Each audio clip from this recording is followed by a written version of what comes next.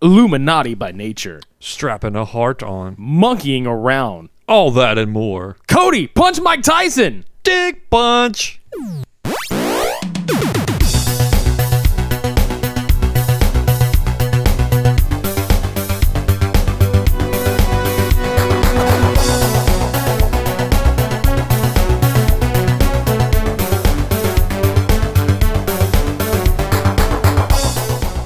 Right in the dick. Lick of my nuts. Lick of my nuts, motherfucker. Hiya! Hiya! Welcome to episode 30 of the Super Media Brothers podcast. I am Midnight Agent Raw. And I'm Okami. What's up, motherfuckers? The Dirty 30. It is a dirty 30. Very dirty. So dirty that it's triple X in Roman numerals. Because there's 3 X. So, if you haven't been following our social media this week, what the fuck are you doing with your lives? Not a damn thing, apparently. That's right. Because today, we have brought along a really good buddy of ours, acclaimed artist, comic book writer extraordinaire, Mr. Johnny Segura III. How's it going, dude? Oh, can't complain. What about yourself? Oh, complaining about everything other than this show. Because this is life. I'm just kidding. That's the My one. life is pretty good right now. What about you, man? Must be nice. Well, must be nice. Must be motherfucking nice. Not so negative on here. No. It's not negative. It's just Realistic. yeah. There's a stern difference. That reminds me of that line in Home Alone, the first one. Whenever Frank and Kevin, like the Uncle Frank and then Kevin's dad are arguing on the way down the stairs to get to the van to go to the airport, and he's like, "Oh, we're gonna be late. The plane leaves in 45 minutes. You think positive, Frank? You be positive. I'll be realistic." I still want to know, like, what the hell did Kevin's dad do for a living to be able to afford to send all those motherfuckers to France and Well, get pizza? Like, there was like 12 pizza boxes that were fucking huge. well, technically, the relative that lived in France is flew them all out. Oh, I didn't know that. Well, but even still, like, there's somewhere, and I can't remember where I found it, but there's somewhere online that actually does, like, say, like, what his dad did, and I'm just like, there's no fucking way still. You can't have, dude, come on. That was a big-ass house they lived in. Fuck yeah, it was a big-ass house. I wonder how many of those little statues they went through because of the fucking pizza dude. You know that motherfucker was blazed when he fucking ran that bitch over. Mm-hmm. Yeah, I mean, but at least they did that when Macaulay Culkin was still a kid. Because if it was like when he was now, like, and his parents were gone, all he would do is just like wear his mom's underwear and just like jack off in them or something. Smoking weed and everything with Yeah, drinking the alcohol. it. Shame. Home of blown. Homo stoned. And then the old man busts in with that shovel and just like beats fucking Kevin to death because he thinks it's an intruder. He's a squatter. If he's still alive by then. Oh, Oh, dude. but he was a hero in the end. He's still alive. He's That's gotta right. be. In spirit. Yeah. Joe Pesci. Whatever happened to Joe Pesci? He's still alive. Is he? Yeah. Doing what? If I hear correctly, they are. I want to say Scorsese's doing a film with him, De Niro, and Pacino, like all three of them. That would be awesome. And I think it's going to be like a Netflix thing, if I'm not mistaken. It's like a Netflix exclusive. God, they're man, going to do. Netflix loves just throwing their money away.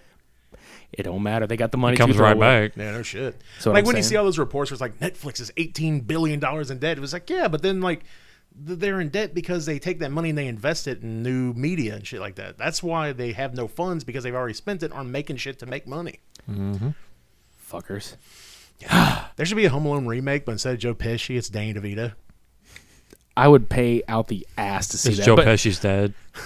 no, Or the characters? he's just Danny DeVito. Like, not as a character, just Danny DeVito. Even better, I can't remember the name of it. What was the tall guy, the doofus of the pair? Daniel Stern. Really, that was his name? It was a Harry? Yeah, Harry. Yeah. Well, replace Harry. Well, no, that's Marv. Marv. Marv, Okay. yeah. Replace Marv with Schwarzenegger and have it like So, a fucking like twins. twins. Yeah, exactly. You know they're doing a third one called Triplets, right? Oh, Jesus Eddie Christ. Murphy is the brother. Are you fucking serious? I'm dead fucking serious. It's Danny DeVito, Schwarzenegger, and Eddie Murphy. Did Eddie Murphy ever come back to start doing adult stuff again? Or is he still like family friendly? Eddie Murphy? See, he was actually supposed to be doing a Beverly Hills Cop 4 with Brett Ratner like years ago, but that whole project went down the shitter. Probably because Judge Reinhold didn't want on it. He really didn't want in on it. Judge Reinhold didn't. If there's no judge, fucking, it's over. judge, jury, and executioner on that movie. He was like, fuck you. Put the cop down. Fuck you. For those of you listening still out there, we actually we Forced Johnny me at knife point. to Yeah, watch literally. to Put him on fucking the watch edge. Surviving Edge Weapons. Jesus Christ. Yeah, I know. I recommend anybody watching it, but like make a drinking game out of it. Like every time it's just the most like obscure, fucking obscene, just fucked up shit where you're like, wait a minute, that wouldn't happen. You know, Macaulay Culkin is fucking with the audio. you take a Man, shot. it's got to be somebody. It's always somebody. Whoever we talk shit about fucks with our audio every week, and it's fucked up. Stop it. Stay home alone, bitch.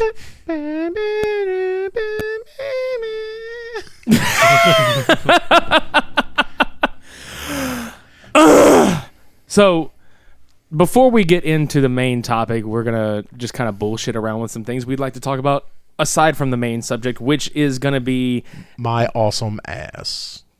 Not my literal ass, but like my, Yeah, because he's pantless right now. yeah, I mean, these I'm using my scrotum as a kilt. dicks out. That's how he's holding the mic stand up. Yeah, my scrot is mighty. Mightier than the He's sword. he's just got the skin stretched out over as to act as the barrier between the mouth and microphone. Stop it, Macaulay, you fucking cock. Well, no, you remember that scene in the second Ace Ventura movie where he's coming out the rhino's ass and it's all like stretching and shit? Yeah, that's my scrot. Oh, Jesus Christ. Like, my screw. God, you My people, scrote. you people are gross. I don't know why the hell I hang out with y'all. I don't know. Full of shit. Aw. Full of shit and you die. So, yeah, the main subject at hand will be your follow-up to Special Agent Harambe, which is be entitled Special Agent Harambe versus the Order of the 12. That is correct. Sweet. So we will get into that in just a few minutes. At some point. At some point. Cody, there was this badass release that happened all week on Monster Cat that led up to the culmination of a major release as of today, which we're recording this on a Friday. You're listening on a Saturday, but we recorded this on a Friday. So today, Dun, dun, dun. we had a really awesome release, you know, the culmination of a week's worth of them. Right. So, hashtag Nerds Week. We got, what was it called?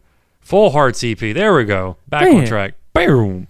So, basically, all week, they have released a single track based off of their EP that they released today. Fuck yeah, pegboard nerds. And what a comeback. Like, Yeah, no shit. hands down, like, probably one of their best, if not the best EP I've heard by them for a long time. Like, since Pink Cloud came out. Yeah, and a lot of shit fucking like awesome, like shitload of fucking collabs, dude. Well, there was only two of them, basically. To me, it was like a shitload because I was like, holy fuck, man. Like, It was expected, and then it was like, oh, what the fuck happened here? Like, I didn't even expect this at all.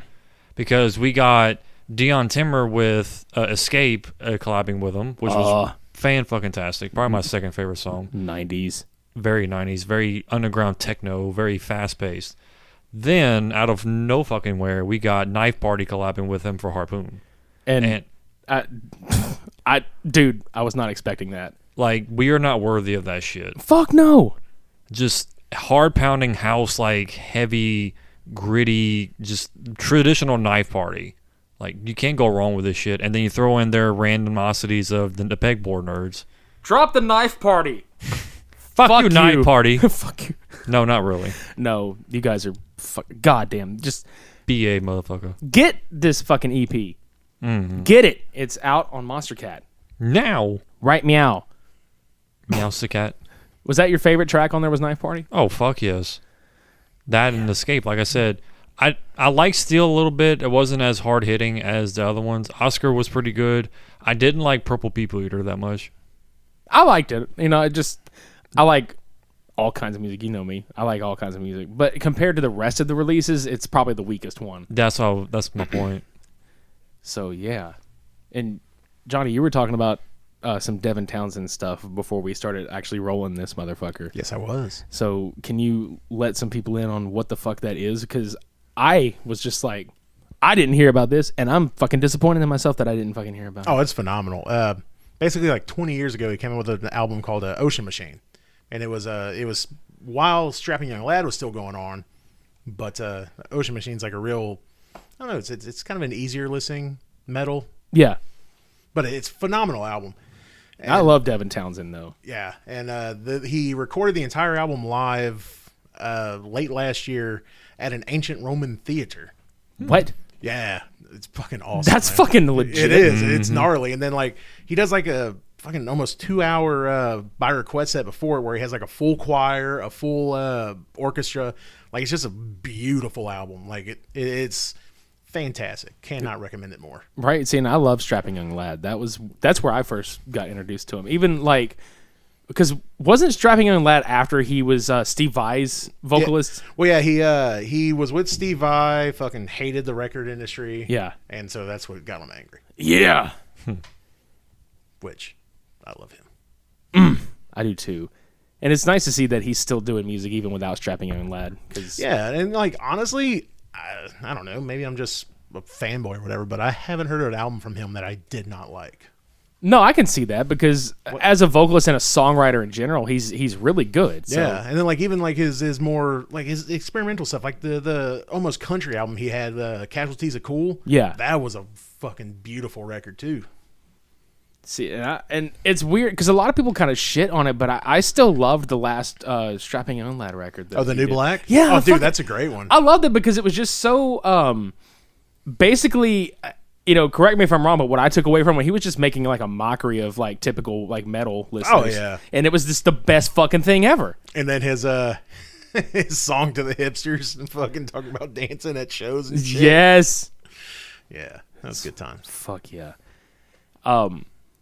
There was an album that actually came out a few months ago that I never got around to really speaking about on the podcast, and it's a band from California. It's actually a side project of the singer, and the band is called Teenage Wrist. Teenage Wrist sounds like, and you listen to bands and you try to figure out like what the fuck they sound like or who they fucking sound like. This band is like a really perfect blend of like Morrissey, Nada Surf, and like old school Nirvana.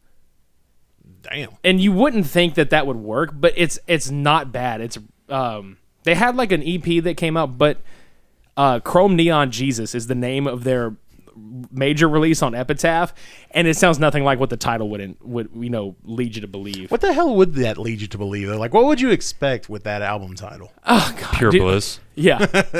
Which honestly, to listen to the album is kind of pure bliss because it sonically like really takes you to that time in alternative rock when it was just that sound. Like you had bands like Nirvana, then you had other alternative acts like Soul Asylum and shit like that were out in the 90s and mid 90s.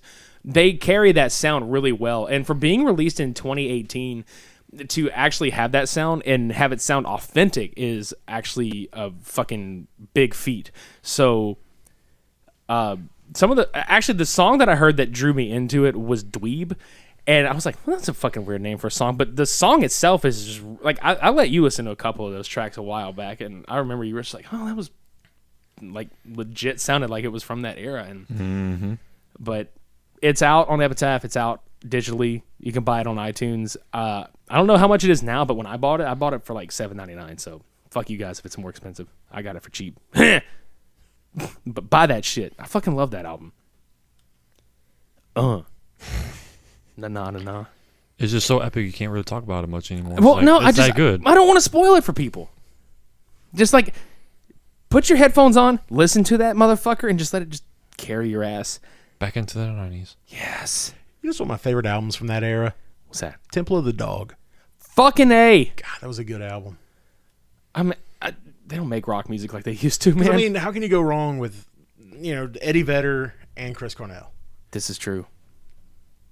And in fact, most of like current Pearl Jam was in that band. I mean, even their drummer, like their current drummer now, Soundgarden, Matt. Yeah. So I'm just like, fuck. But no, that's one band I'd love to see live is Pearl Jam. Mm-hmm. Fucking would like. I've never seen them live. I've heard they put on an amazing show. Oh, yeah, because probably some of the last like better musicians of that era. See, like I don't know, it's weird. Like on my to-do list, like I'd love to go see Pearl Jam. I'd also love to go see 311. I've seen them live. They're good. Mm-hmm. I've heard they put on a phenomenal fucking show. Just so much good energy from them. I like them. Mm-hmm. They usually do 311 Day down in New Orleans every fucking year. They used to. Well, man, I saw them at La Berge when they came by a party by the pool. Oh yeah, I forgot about that. Mm-hmm.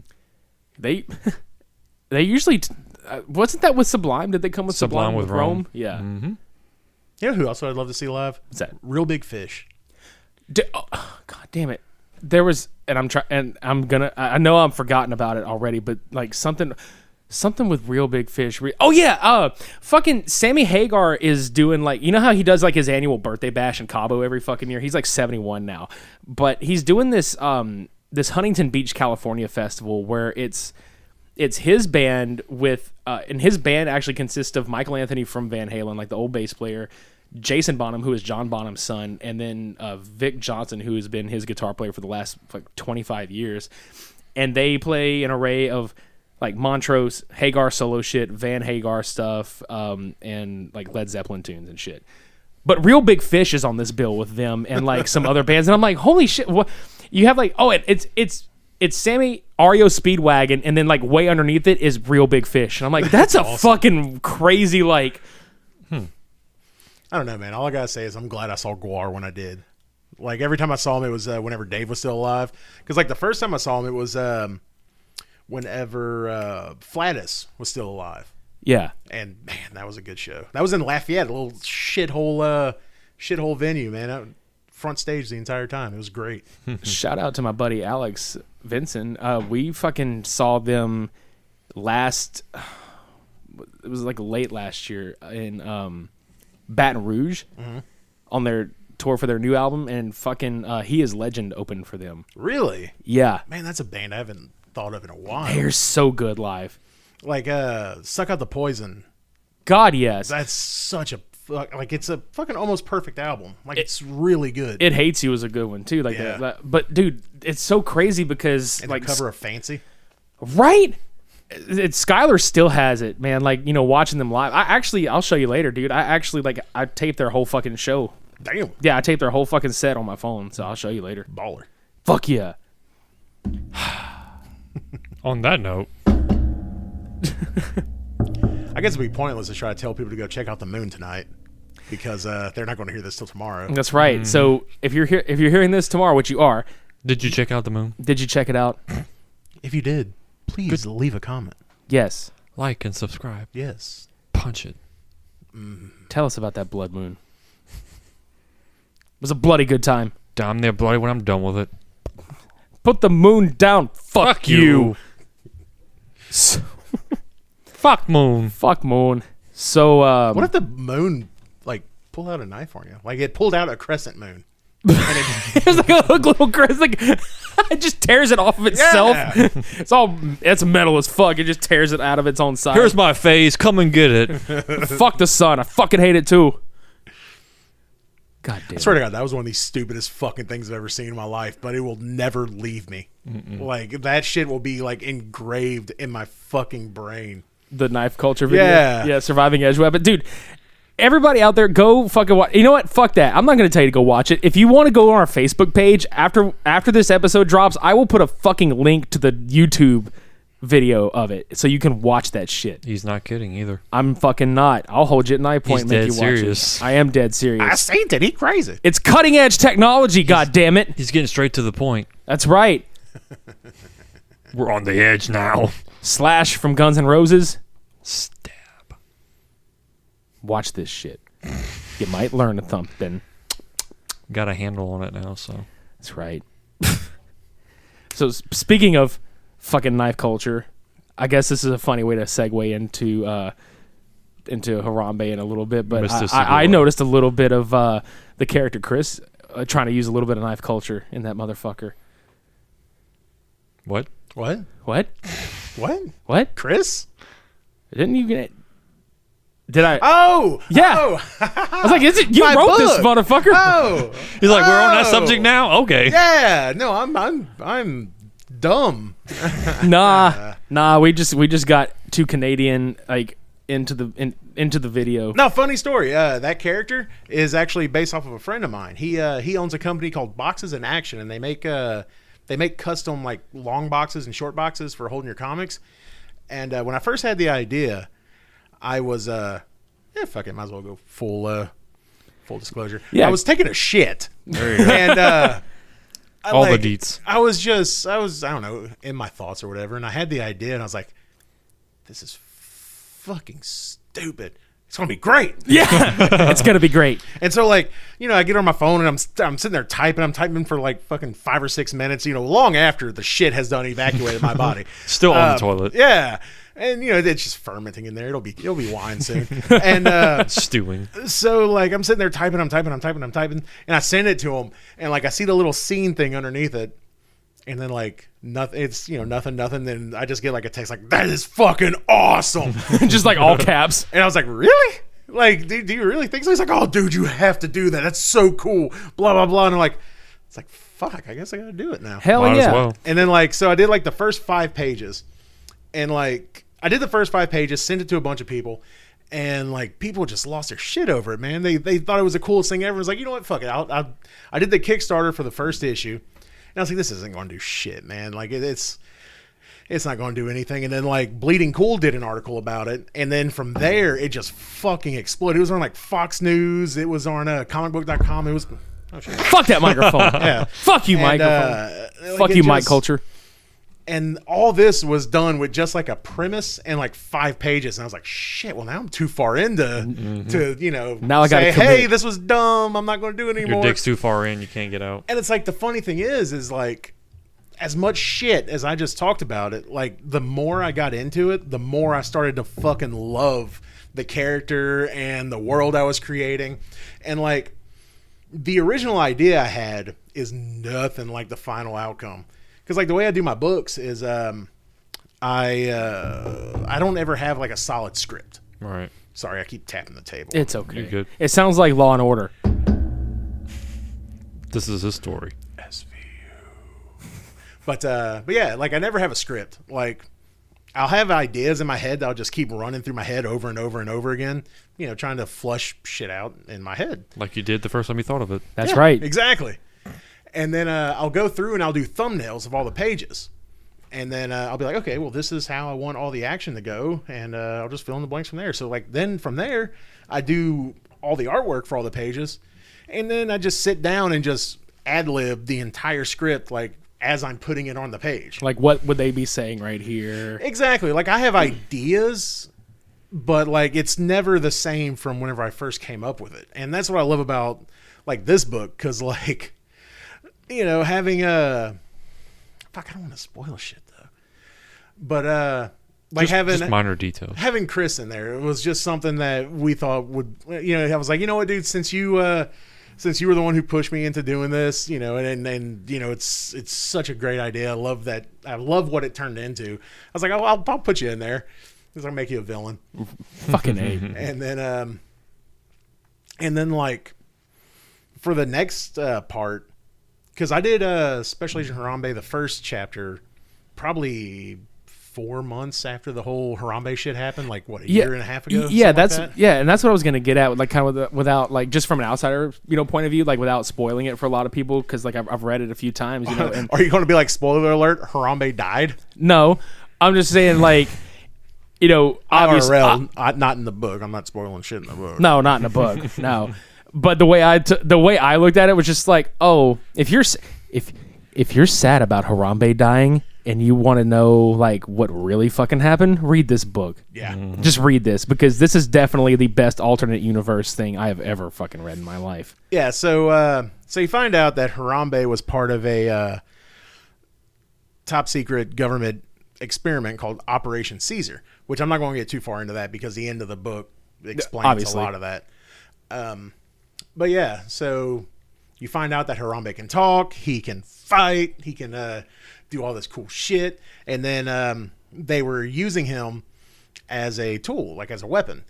Well, after a while, he got tired of being, government's pawn and like killing people for the country, and he was like, I just want to retire. So he fixed it to where he could retire at the zoo.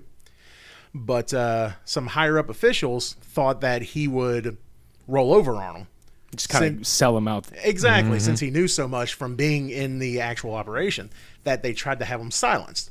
But there's members of that agency who didn't who thought what Harambe was doing was right, so they kept him alive. And all this is like the first like 5 to 8 pages of the first book, so which is in the graphic novel that we're promoting right now. Yes. And So you're gonna get the whole motherfucking story. yeah, Well, not the whole story, but yeah, this whole story arc. Yes. And so basically, like, the story picks up from after Harambe's attempted assassination. He he goes and tries to hunt down. I say try. I mean, well, I mean suspense. You don't know what's going to happen. That's right. And so he fuck. I am horrible at speaking. No, you're okay. I'm worse than you, so go ahead. I love that look. You just. And so basically, like, Harambe, the first chapter is about him, getting revenge against those who tried to kill him. And then you find out a little bit about Operation Caesar. And then at the end of the first chapter, it leads up to events that the rest of the book tackles. And it gets pretty crazy. Like, we're talking about like nuking cities and shit crazy.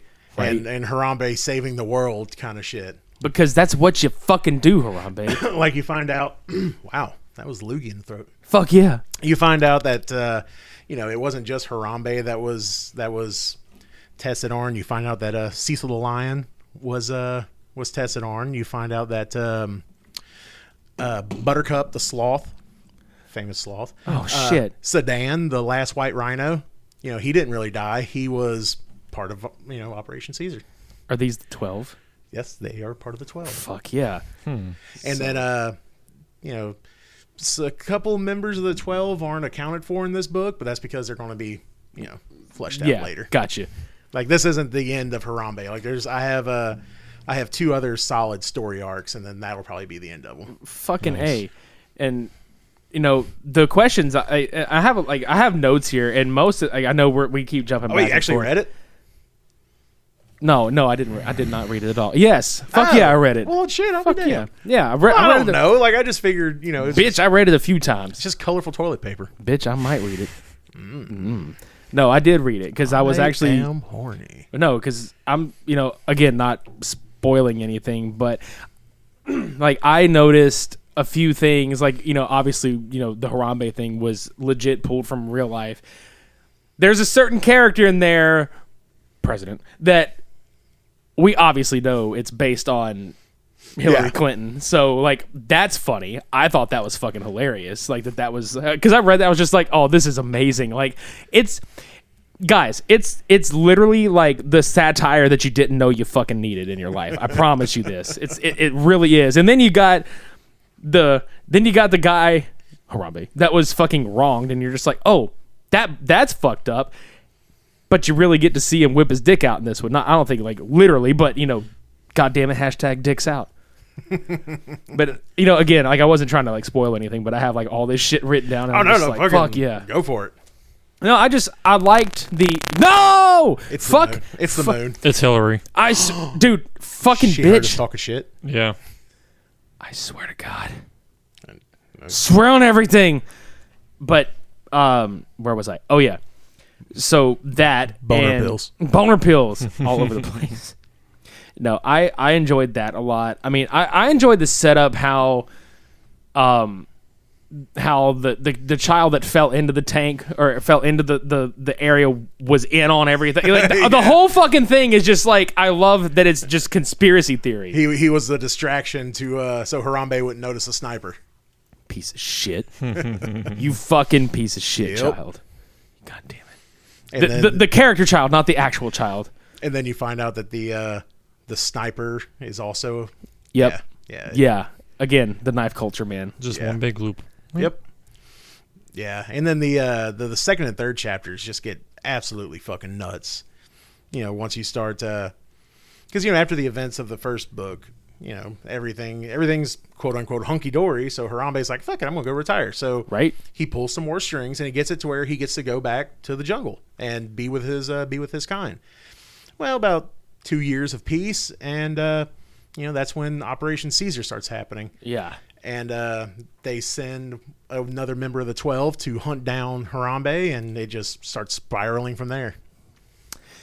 Legit. Fuck yeah. And from what I understand, from what I was reading and from what I've talked to you about like prior, that this actual book or this comic is going to collect this entire story arc, like even the one prior, correct? Yes, it has the issue that I've already printed. That's the first chapter. Okay, so that'll be in there. The first chapter is 40 some pages, I think, something 42, like 43 or 40. Yeah. And then the second chapter is like 30 pages, and then the third chapter is like 46 or 48 pages. So like the whole book's going to be over 120 pages. You know, because you're going to have the 3 chapters, the epilogue, and then bonus art from me, and then some of my friends are throwing in pinups and stuff like that. Hell yeah! So it's going to be chock full of cool shit. Like it's action packed. It's a fun book, and I mean that's the whole thing. Like I don't like making stuff. Fuck. Let me try that again. Yeah, I don't like making stuff. Fuck making shit. Compose. Okay. No, I wish you guys could have seen his hands just now. Compose. Like I like making shit that I think I would enjoy reading. And that's the best thing about it too, man, because you can tell that you enjoy what you do. Mm-hmm. And it doesn't matter what medium it's in. If it's art, if it's music, if it whatever the fuck it is, it always shows when you're having fun. Exactly, and that's something I always try to do with my art in general. There's this whole stigma to where artists hate their own work, and I think that's a bullshit stigma. Because for the most part, like, you shouldn't be considered an elitist asshole if you like what you make. Because isn't the whole point of making art to be able to make stuff that you love? Yeah, agreed. Like, and you got to be proud of it. Exactly, and it's not just for art. It's not just for like visual art. It's for music. It's for poetry. Anything that you create, that is your art. Yeah, you take pride in that. You fucking love it because that is yours, and nobody can take that from you. Exactly. Mm-hmm. That's. I don't know. It seems like there's a whole culture going on right now to where it's like, oh, you're an artist. You don't like your work. You're depressed all the time, which I mean, sort of accurate, but it's just, I don't know. It's like people shit on artists now, but they love us at the same time because like everyone's just trying to get it for free. And I mean, don't get me wrong. Like I've worked with people numerous times. Like if you can't afford my stuff, I will work with you to the fucking ends of the earth because. Fuck it, without fans or without people who enjoy my work, I wouldn't be fucking anywhere. Yeah, and I've noticed that too. Like I've seen you do it. So I mean, is it just me or like is this entire conversation making me sound like just a fucking huge like egotistical asshole? No. Okay, just making sure. No. Because like the way I hear shit in my head and the way that like it sounds to other people, I guess the whole self-deprecation is kind of accurate. I mean, to each his own. Yeah. Don't eat your defecation. Sounds pretty bad. Self-deprecation, self-defecation. I mean, it's potato, isn't it? That's right. Or tomato. Use tornado. That SNL skit way back in the day. I can't remember. I think it was Christopher Walken. They were doing that, and it was like, "You say potato, I say potato." No, he said potato. Oh yeah, potato because he was reading it from the cue cards. Oh god damn it! Yes. Yeah. Dude, that was that the Foo Fighters episode? I don't remember. It was Christopher Walken, and it was some chick that was doing that skit with him. I can't remember. Do you know what we're talking about? No. Oh my god! Look, okay. So he basically interviews, or he talks to Dave Grohl, and it was there's a radio interview that he's like, so tell me something. Is the emphasis on foo or on fighters? And Dave's like, it's on fighters. He's like, I knew it. So he goes to introduce him in the SNL in the SNL episode. He's like, "Ladies and gentlemen, Foo Fighters," and he does it. Yeah, he's on this radio interview and he's telling the story about that shit, and it's funny because Dave's got a fucking like dead on impression of Christopher Walken, and that's what we were talking about when you said, "Oh, like, it was Christopher Walken on SNL," because I'm like, "Ladies and gentlemen, Foo Fighters." You remember whenever Garth Brooks hosted and Chris Gaines was a musical guest? That was the most god-awful fucking shit. You ever talk shit about Chris Gaines again in my presence, and we're going to throw fists. We're going to throw fists. In butts. You know what I just realized the irony of the Christopher Walken throw in? He was King Louie in Jungle Book. So monkeys on. Hey! Hey! High five. Everything's a circle. Mm-hmm. But anyway, back to the like a butthole. back to the point I was trying to make. Sorry. Fucking everyone who ever likes my shit, I fucking love you. Like, not, in the butt, but like love. Like, the kind of love between, Me and him. consenting adults. That's right. But yeah, no, yeah, like no shit. Like, I don't know. If you ever see me in public and you're like, "Hey, I like your art," I will be like, "Cool, thank you," and then just go on about a day. It don't bother me. Like NBD. I appreciate the fuck out of that shit because honestly, like the past year and a half, give or take, I have been completely unproductive. Like I was in a huge fucking slump. Like it seems like every way life could shit on me. Life shit on me, and it was like, oh, you want some toilet paper? Mm-mm. And it just like fucking yanked it away.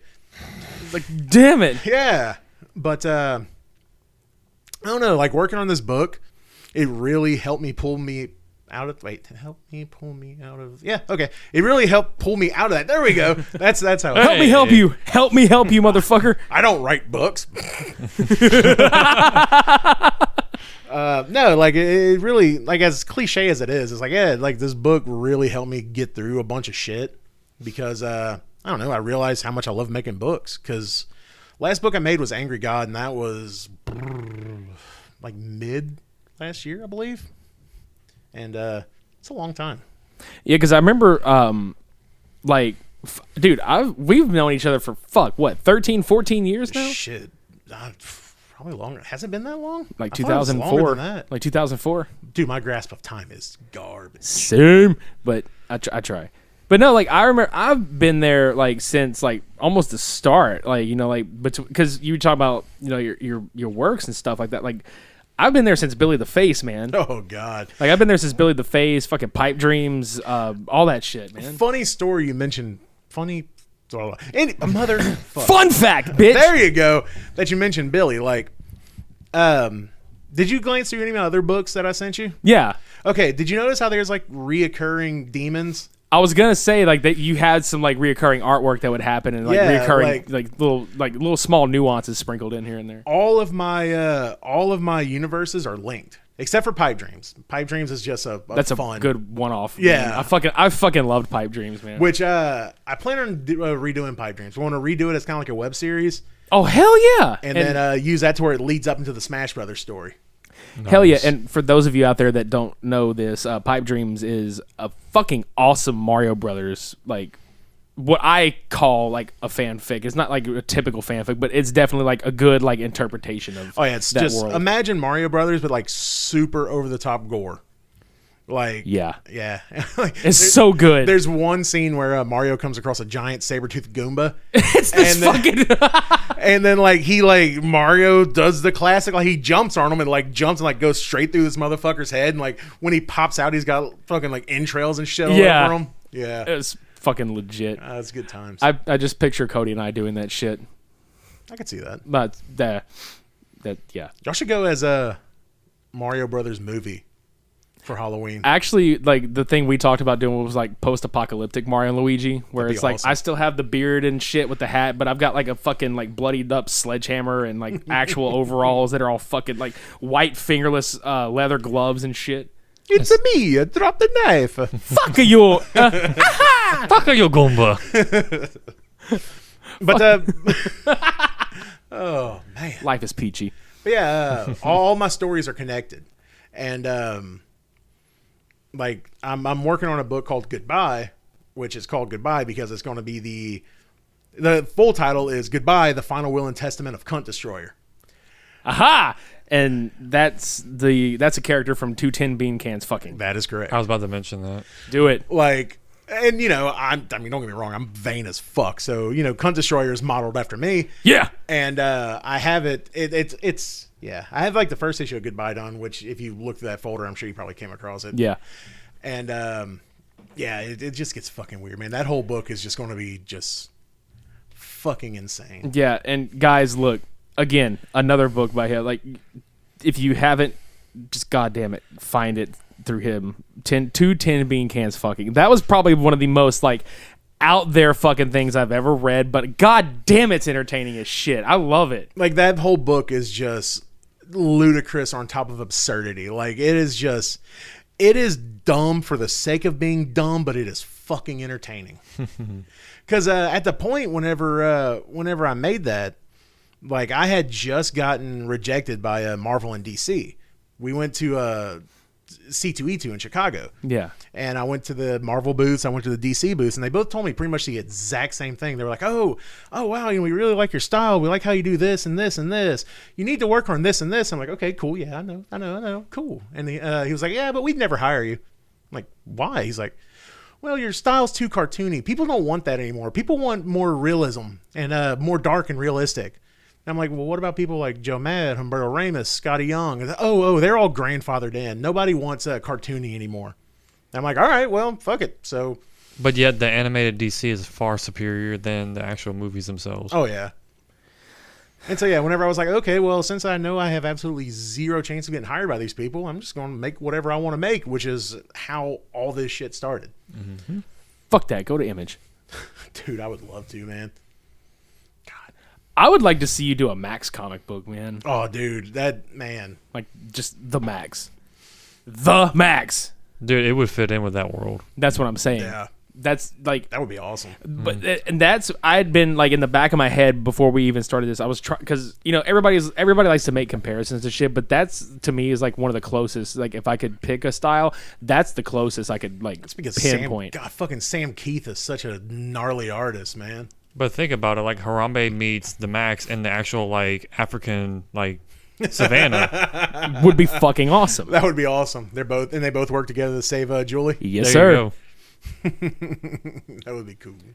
Fuck yeah. So if anybody from Image Comics is listening, fucking do this. Collaborate. Actually, I don't think Image owns the rights to Max anymore. I think it's printed under IDW. It is IDW. Okay, yeah. Well, I'm a fucking idiot. Because Sam Keith got the rights back to it, and he went to a different publisher. So I think it's like remastered and shit now. Like he went back and rescanned all of the painted pages, so like it's super clear now.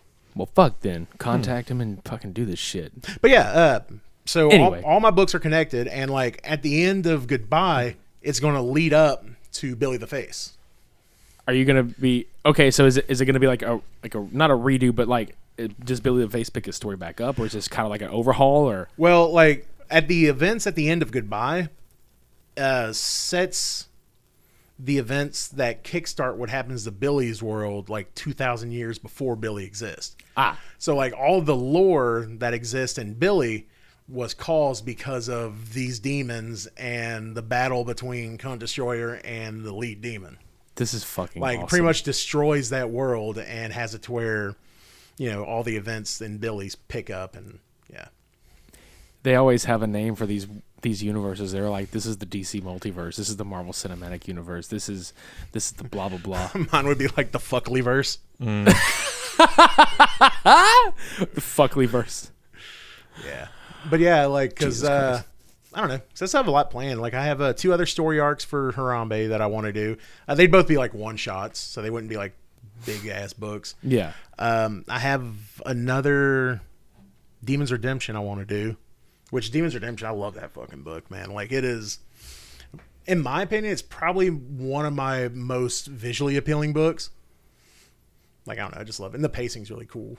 I like The Devil and I a lot, too. Oh, man, The Devil and I. Like, that by far, that and Special Agent Harambe are my most popular books. It's not hard to see why. Because, and what's funny, okay, so let's take a trip back through time again. So I do 2 tin bean cans fucking, right? I do 4 issues of that. All 4 of them Kickstarted, which, once again, thank all of you. I love you. That's what they sound like. Yeah. One thing that that always takes people by surprise in 2 tin bean cans fucking is there's actually a 3-page scene of the 2 of the tin bean cans fucking, even with money shot. Whereas the female bean can tells the male bean can to give me that curd. And what else does she say? I think she says something like, give me that Jolly Green Giant or some shit like that. It's fucking, like, it is just fucking stupid, man. That's all there is to it. It's the best, though.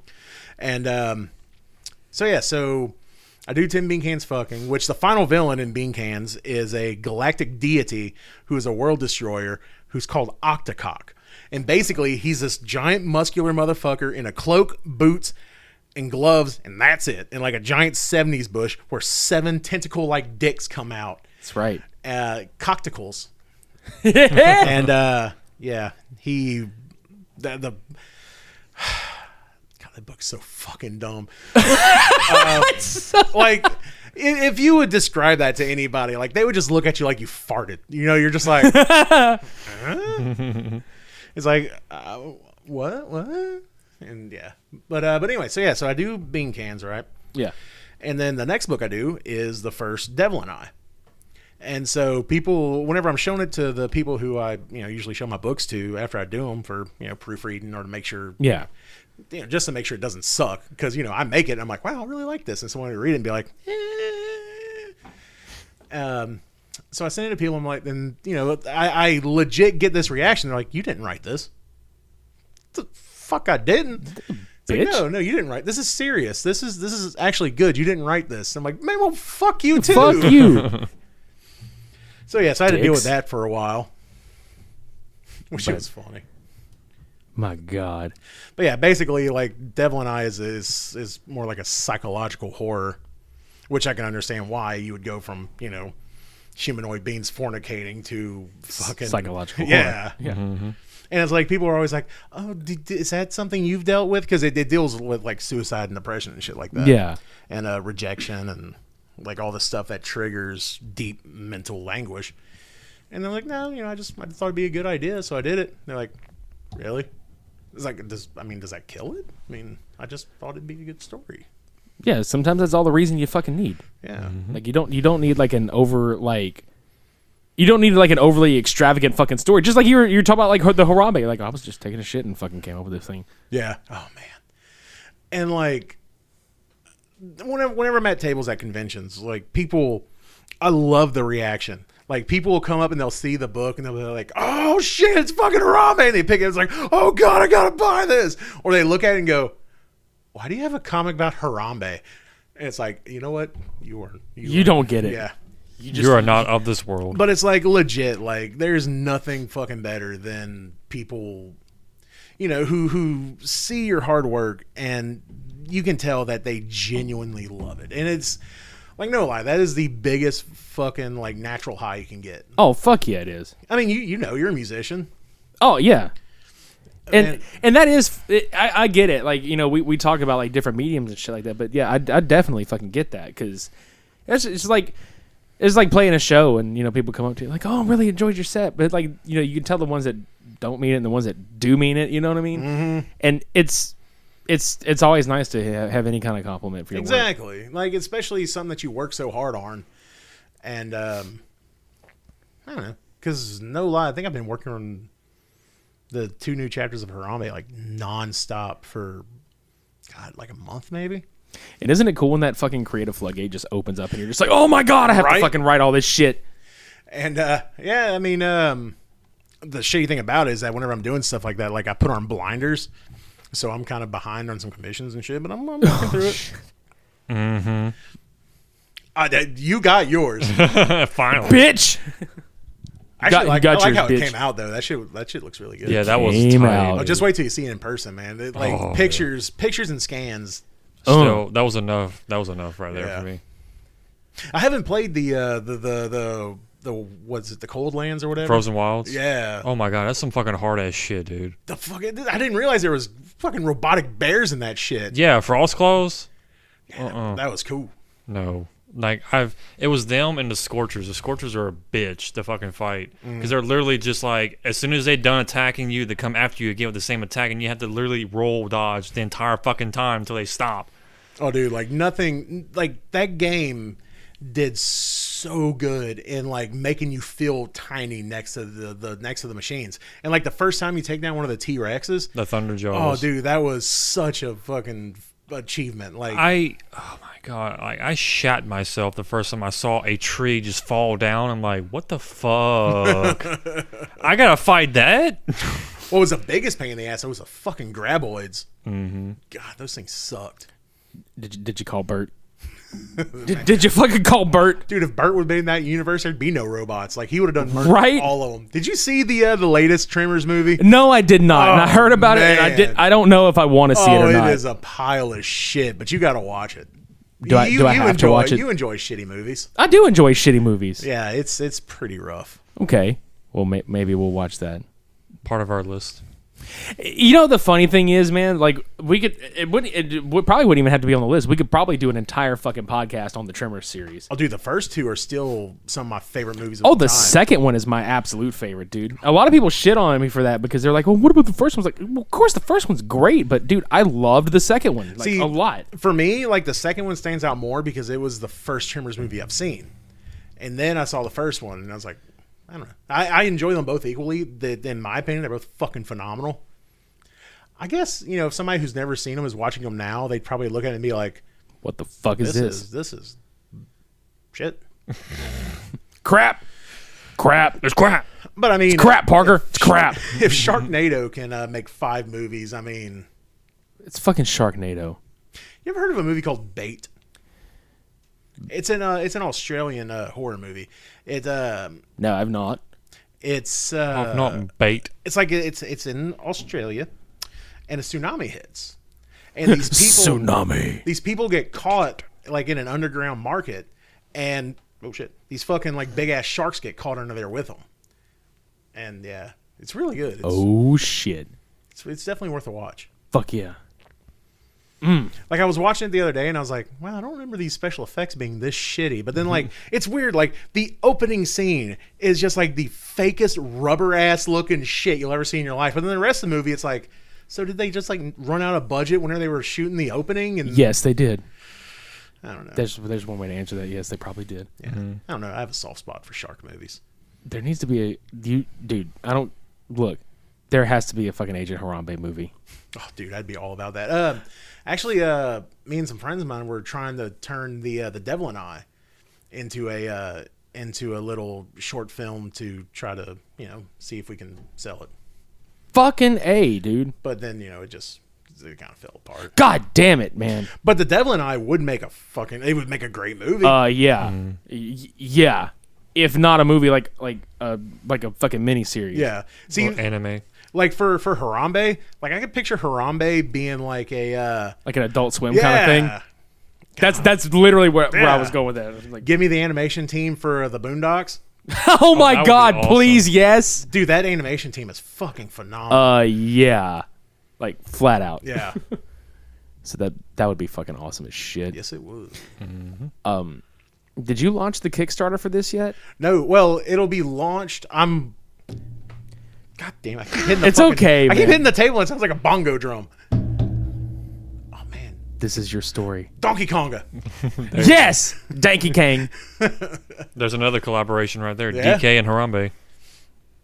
Oh, man, like Donkey Kong. Okay, so so my Smash Brothers book, right? Yes. So you've read Pipe Dreams, obviously. Yeah. Have you ever read it, Cody? Mm-mm. Okay, so basically, like, a bunch of horrible shit happens to Mario the entire book, and then like at the end of the book, Master Hand shows up and is like, I can give you back everything I lost if you come with me.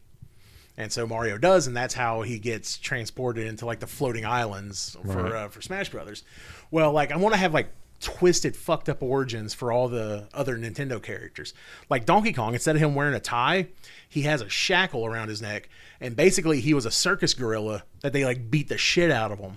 That would be awesome. Oh my god. And then my favorite though is for Link. For Link, I want to have it to where he imagine Ocarina of Time, right? What if Link lived in Hyrule the entire time Ganon was in power instead of using the ocarina to travel? Like, I want to have it to where Link was captured. He was a prisoner of war. Like, they cut his tongue out. They tortured him. Holy shit. So Yeah. that's why he can't talk then. Yeah. So was he hallucinating the 7 years in advance? I don't know. Maybe it was like torture-induced hallucinations. Trying to make him think like he was actually doing something right, but it was not. Yeah, that's gonna be cool. I fucking love it already. But then I'm going to fucking nerd out on it, and like I was playing it to where like it's not going to be just Nintendo characters. I was going to have like Super Sonic and Super Shadow. I was going to have Eggman as a villain. Mewtwo is going to be the first villain that they fight. It's going to be Link, Pikachu, and Mario fighting them at the beginning. Does it have like the what is it called? The apparatus that he had in the movie, the robot looking shit. I don't even. Was that the first movie? That was the first movie. God, I don't even remember. That shit's been years since I've seen that. Still great movie. Last time I saw it. Yeah, and then Ganon and Donkey Kong fight. What else do I have planned? I would actually like to see that. Fucking Super Sonic, not Super Sonic. Metal Sonic is going to be like a kind of like Iron Man armor kind of shit. Oh God, yes. That would be fucking legit. Yeah, and it's going to have Giga Bowser. Yes. But in my story, the master hands, each hand is sentient. Each hand belongs, like the left hand belongs to, the I don't know, god of peace. I haven't come up with a name for some shit. And then like the right hand belongs to the god of chaos. Well, the whole reason why the Smash Brothers shit's going on is because the right hand defeated the left hand and stole the master hand. So now the god of chaos has both master hands. Mm-hmm. And then it's going to be them finding this out through the story and fighting the master hands, trying to get everything back to the way it used to be. Fucking love it. I can see it. Yeah. Legit. I can't wait for that. God damn it. Fucking it's great being a nerd. Mm-hmm. Fuck yeah, it is. It's one of my favorite quotes from Devin Townsend is he said, I may be a nerd, but I'm no fucking pussy. Damn right. Yes. Oh man, I love that man. Hats off to more you, than sir. Anybody should. It sounded like you said pants off to you, sir. That too. Speaking of pants off, Ninja Sex Party in Houston. God damn it, yes. Can we talk about because okay, look, the resurgence of fucking Africa by Toto. Can I say right now that by far out of a lot of the covers that I've heard, Ninja Sex Party's cover of Africa is really fucking good. Oh yeah, dude. Like they blow Weezer's out the fucking water. Yeah, and Weezer's is actually really fucking good, but Yeah. goddamn, dude, Dan can fucking sing. Oh yeah. Like that, like Under the Covers album is really fucking good. Well, both of them really, but Like I'm not gonna lie. At first I didn't like them because like I thought they were just like a jack off band. no, but their serious shit's fucking oh yeah, great. dude. Like, but the more I listened to them, I was like, wow, these guys are fucking awesome. Fucking just And then like their latest single, the Danny Don't You Know, such a good song, man. right. Fucking hilarious and like upbeat and it's inspiring at the same time. Exactly. Fuck yeah. All from a band called Ninja Sex Party. If the title doesn't catch you alone. Shit, man, this is gonna be a good year for them though, because like Ninja Sex Party has their new comedy album, they have a new Under the Covers, and then Starbomb's got a new album coming out. Yes, sir. So that's definitely gonna be good times. Fuck yeah. My body is ready. My body is ready. But I think there was something else I wanted to gloss over. Yeah, we were talking about the Kickstarter. I was gonna say It's not live now. I was waiting for you to post this so I could put it on the profile. Gotcha. So that way, if people wanted to learn more about it, they could watch or listen to the podcast and learn more about the book. Yeah, that's what I was gonna say. Because what I'm gonna do is I'm gonna get a link from you, and I'm gonna once we wrap this up and we put it up and everything, I'm gonna stick a link to the actual Kickstarter in the show notes. Yeah. So anybody that's listening to this, scroll up, where we tell you to go like our stupid pictures and all that shit, and we'll put a link to the Kickstarter for Special Agent Harambe versus the Order of the 12, along with all the other websites that you can find Mr. Johnny Segura at, get all his stuff, buy shit from the man. Especially my my Grizzly profile where I sell my artistic nudes. Fuck yeah. There was actually a Canadian all-male porn mag called Grizzly. That's fucking amazing. Yeah. Funny story. Haha. Fucking... And I wanted so bad to get in that fucking magazine. But by the time I was finally like, you know what? Fuck, I want to try it. Like, it was dead. Yeah. Like, it was long dead. God damn it. I could be in Grizzly. I'm a Fuck yeah, you could be in Grizzly. You can restart Grizzly. I'm a furry, big, handsome man. You should do another dirty work of just like grizzly men, grizzly naked men. Oh, dude, fucking okay. So, a funny story about that. Like the first volume of Dirty Work, I do it, and somebody fucking sends me a message. They're like, "I really like the book, but I didn't like that the first thing I saw was a naked man." And I was like, "It's like what the fuck, man?" Did you not read what the fucking shit was? So the next volume, I made sure to have the first page a naked man. Like a dick exclaimer, if you Here- will. Okay, here's the thing. Like, I know a lot of people who doodle, and Doodle the noodle. it's fuck, man. If that was an Olympic Skedaddle, sport, I'd skedoodle. be felt. Skedaddle, skedoodle, you fall for the noodle. But like, I know a lot of people who have no problem drawing female women, Exactly. but if you try to ask them to do a dude naked, they're like, "Oh no, It's like, dude, drawing a penis isn't going to make you fucking gay. I don't know what the hell you're afraid of. It's not a big deal. It's just a dick. That's right. I mean, It's a dick. I don't know. I'm pretty sure every dude has at least seen one other person's dick that's not their own. Truth. How many dicks have you seen? Fucking Cody? truth. A couple. Yeah. Were they magnificent? Not all of them. Oh, okay.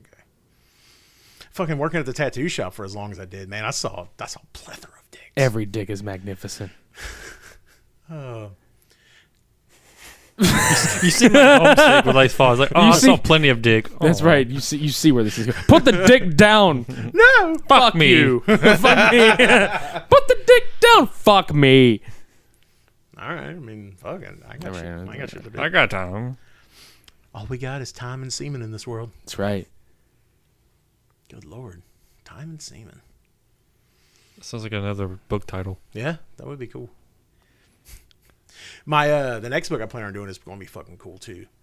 It's going to be called The Last Reaper. Okay, imagine the world.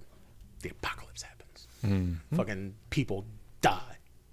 Of course. And I'm closing my eyes right now imagining this. the book starts off with the last human left on Earth at his dying bed. And the Grim Reaper standing next to him. Well, the old man can finally see the Grim Reaper because he's dying, yeah. Yeah. And Grim Reaper feasts on souls. So what happens when there's no more souls to feed on? Like, the book is him slowly starving to death, and he starts seeing these Hallucinations. I swear I know how to talk. He starts seeing hallucinations of this blue, like, angel, and he just starts chasing it. And it's not anything action packed. It's just going to be like a good story. Fucking A. Yeah, so it's pretty much the last Reaper starving to death, trying to chase a dream. Who reaps the reaper? Another good idea. I don't know. That was just an idea I had, and then I actually like that concept. Yeah, I do too. Because I like there's things I like are really good. Like, you don't have to. You don't. It's like certain movies. You don't have to like throw action at me like 24/7. It's like if the story's good. Like, I like dialogue. I like substance. Sometimes I like to watch movies that's just senseless bullshit. But at the end of the day, like, You got to have a little bit of culture here and there. yeah, Yes, sir. because like that's the thing with and there's going to be like little to no dialogue in the entire book, which is one of my favorite things about pipe dreams. That's another thing I was gonna say, that there's like next to nothing in that motherfucker. Because I don't know, I like being able to tell a story without telling you the story, if that makes sense. Yeah, no, it makes perfect sense because I think Visual walkthrough of the story. Yeah. because people are free to make their own like story up in their mind. Yep. At the same time, it's I don't know, and to me, it seems like it's more of a challenge to be able to write a book like that. yeah, because you have to tell the story with action and then facial expressions, Exactly. and literal events and things of that nature. I don't know, it's just more fun to me that way. But Fucking A. I don't know, I like fun. Of all kinds. The fuck does that mean? Just like to have a little fun. Fun. Some fun. Just Because like, Johnny just wants to have fun. Johnny just wants to have fun. God, that was like Aaron Neville and Blondie mixed together. Hey, that sounded like a chimp. Back to monkeys. Have a heart of glass. Or heart of ass. I mean, I don't know. Heart shaped. That's Heart right. shape ass. Heart-shaped ass. I'm a fan of all kinds of booty. Booty, like ass booty, and then treasure chest booty. Arr! Butt Getting pirate. rich on that butt. Butt pirates. Oh, shit. It's Speaking of butts. fucking hot in here. It's just us. Yeah, I know.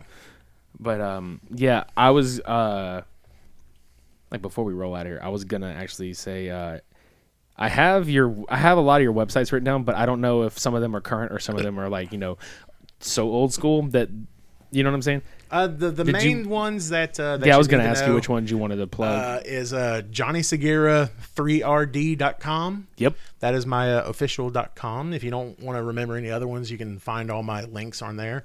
I also have js3fanclub.com, which is my Patreon page. You can go on there and get, you can see a bunch of shit on there. Get commissions, stuff like that. Then my Instagram. The fuck is my Instagram? I think it's like at Johnny J Segura III or Johnny Segura III. Yes. We'll correct it in the link. Oh, yeah. My Twitter is at Orinasia. What else is there that's important? Facebook, Art of Johnny Segura III. Is your Store Envy and TeePublic store still up? Yes. I have Store Envy I don't remember. It's johnnysegura.storeenvy.com. That is correct. And then I have a TeePublic. Or TeePublic? It's TeePublic. Okay. And then I also have a Rage Arn. But the Rage Arn is like a lot more expensive. Gotcha. But it's full print tees. Yeah. Like really good quality, but they're really pricey. Yeah. But everybody that I've seen that's ordered shirts from the TeePublic, they fucking love them.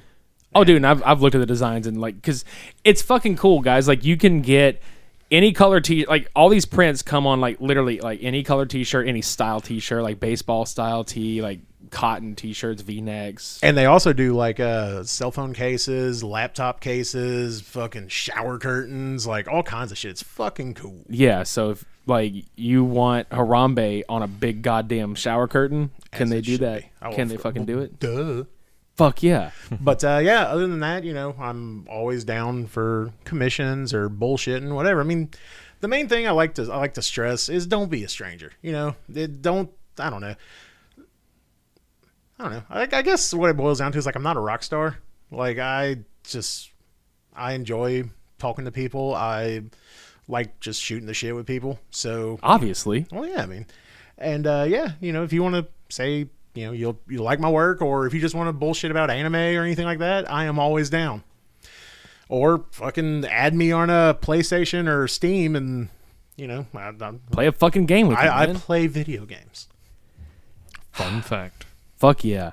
Dude, I'm glad you were able to come back on here and do this, because like you actually haven't been on since our prior podcast, and I'm sitting here going, fuck, we're on episode 30 and we still haven't had this motherfucker on here. It's been a minute, because remember it was us, like it was a lot of Jacqueline, people, and dude. Miowski. Yeah, it was a lot of fucking people. So it was just kind of like, holy crap now. And That was just us shooting the shit for like an hour and a half. yeah, about Weren't we nothing. playing Cards Against Humanity too? Yeah, I mean, it was literally about like just nothing in general, which is always like some of the best shit to get though. Oh yeah, it's free form. It's fun. Absolutely.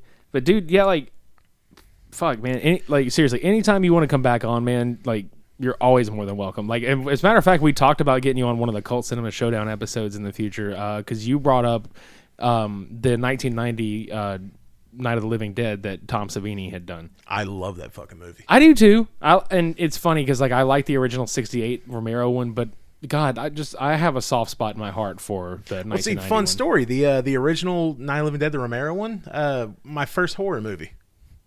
No shit. Yeah, I was like 21. I never watched horror before then. That's so fucking cool though, man. And like one of the things I love the most about the Savini version is like how much of a drastic change he did to Barbara. Yep, she was a little more like strong. Because you got to think that was around the time when they were trying to like incorporate more strong female leads in films and shit like that, and make her not such a a wimp, basically. Yeah, pretty much like trying to make a zombie like Alien. You have Sigourney Weaver, which is a superbly strong female lead. Fuck yes, that's one of Cody and I's favorite franchises. Like we legit speak highly of the franchise. Alien Resurrection, yay nay.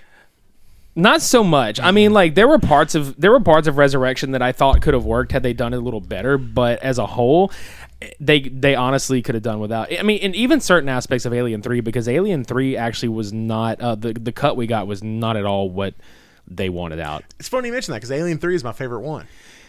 Yeah, I mean, and like I said, there's parts of it, sure, but I would have rather gotten like the version that the director really wanted out there. And like, dude, Alien Resurrection, I would have been perfectly okay without that ugly ass fucking alien at the end. Ass fucking alien.